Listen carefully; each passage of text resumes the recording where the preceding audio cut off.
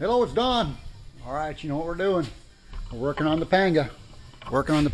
So we put the 115 VMAX on there, and as you know, it runs really good. It does everything I was praying it would do, and some more. But we found out that the steering was pretty doggone wore out. I knew it was, but the 115 really told on it. So, hey, we're putting hydraulic steering on there. We got our cylinder, we got our helm, we got our oil, we got all our hoses, the fill kit, got everything we need. We got the 24-inch hatch cover. Wait a minute, 24-inch hatch cover? Why do we need that for steering? Let me tell you why. Let's do a 24-inch hatch cover. As you know, every time I work on this thing, you know, which is a lot because I'm always upgrading, doing stuff. But anytime I got to work under that console, the first thing I have to do is take out this shelf insert. And then I got to lay upside down underneath there and contort and be all uncomfortable to get up there and do wiring or anything. In this case, steering. So, it's about time the lights came on. We're going to put a 24-inch hatch cover right here in the front of this console. Now, anytime I got to work on this stuff, open the hatch, get in there. I got my interface cable to wire up to the GPS so I can get all my numbers on the motor. You know, the gallons per hour, all that cool stuff. It'll all come up on the GPS. That's a really nice feature. So here we go.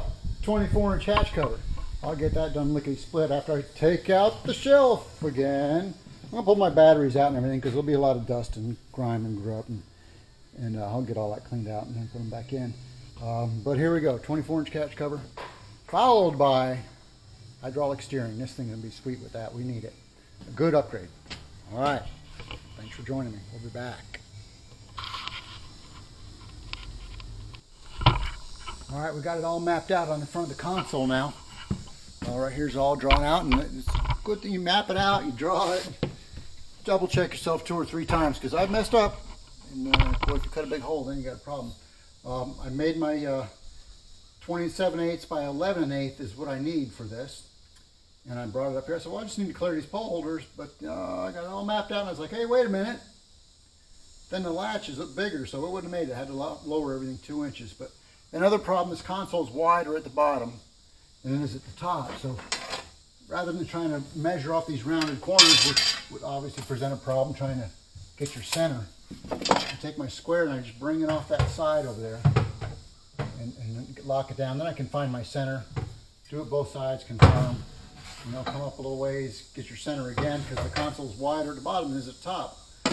Once I got my center line, now I can work off of that, square everything top, bottom. Where it goes in, it's got a radius where the cutout is. And you know, you're always like, oh, I wish I just had a bottle top or something that was just the right radius. Well, you know, everybody's got a hole saw kit, just about, if you do this sort of stuff. So just thumb through your hole saw kit so you find the one that's got the same radius as what you're wanting to cut out, and then I just held that up and I marked all my corners for that. But we're not ready to drill yet because, don't get ahead of yourself, it's all ready to go. But if we peek up inside here, we got cables and wires and all sorts of cool stuff. So now's the time we're going to go ahead and take the steering out. You just pull the nut off, take the steering wheel off, take the bezel off. There's a release underneath the console to get the cable loose. Cable loose at the motor, and I'll pull that cable right out of there, and then the wires and stuff that are underneath there, that'll be a small, easy task. But you know, you got to get them clear now because if you run a jigsaw in there, or a hole saw, or whatever you do, and go through your wires, then you got even more work to do. But boy, you can really see how nice is that going to be.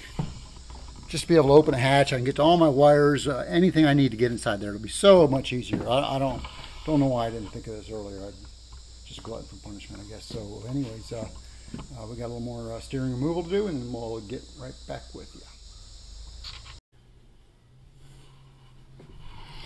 you. All right, there it is. We've got it all marked out. 11 7/8 is our height, and 20 7/8 across. I brought it down enough where the lip of this was just clear because I want to keep these rod holders here so it doesn't hit that. So that's all squared up, ready to go. I've taken all the old steering out inside just to make sure everything's out of the way. And I had to make that hole, it was 2 3/4. I had to make it 3 1/8. Well, and that's something. So what I had to do, I made a little filler plug that fit in there, and it fit just tight. And then I ran my hole saw through that, and you see that little sliver of a fiberglass around the outside, so I had to cut.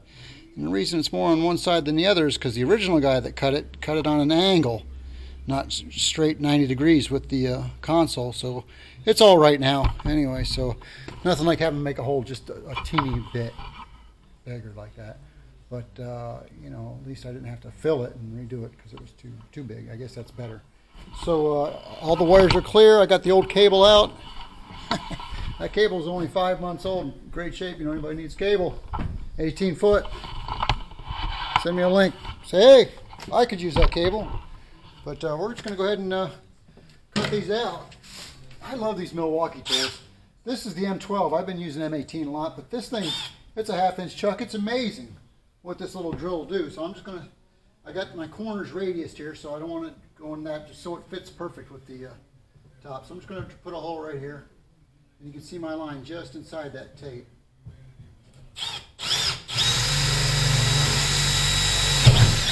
We put the tape there so the skill saw doesn't scratch up the gel coat around the outside. They got a tendency to do that. Once again, here I am, my Milwaukee fuel cordless. I love this stuff. I just love it. All right, here we go.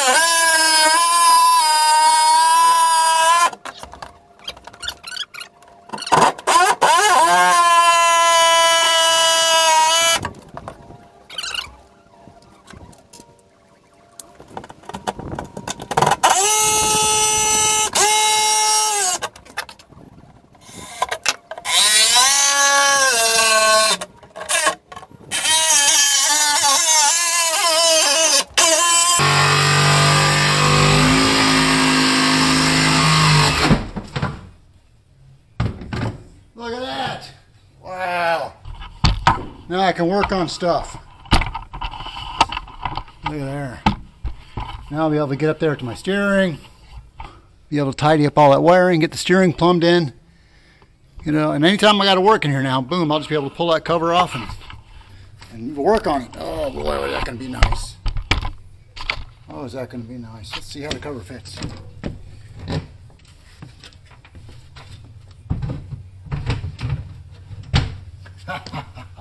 Perfect. Woo. Okay, well, this is going to be an installation of a cover / steering. All right, we'll get back with you. There it is, heaven on earth. It doesn't seem like much, but wow. Now I can work on stuff. And when I'm done, close it up. Look at how nice that is. Oh my goodness. All right. Well, now it's time to run the cables, which should be a whole lot easier. I can get to stuff. I've already cut out from my helm. I got some extra holes.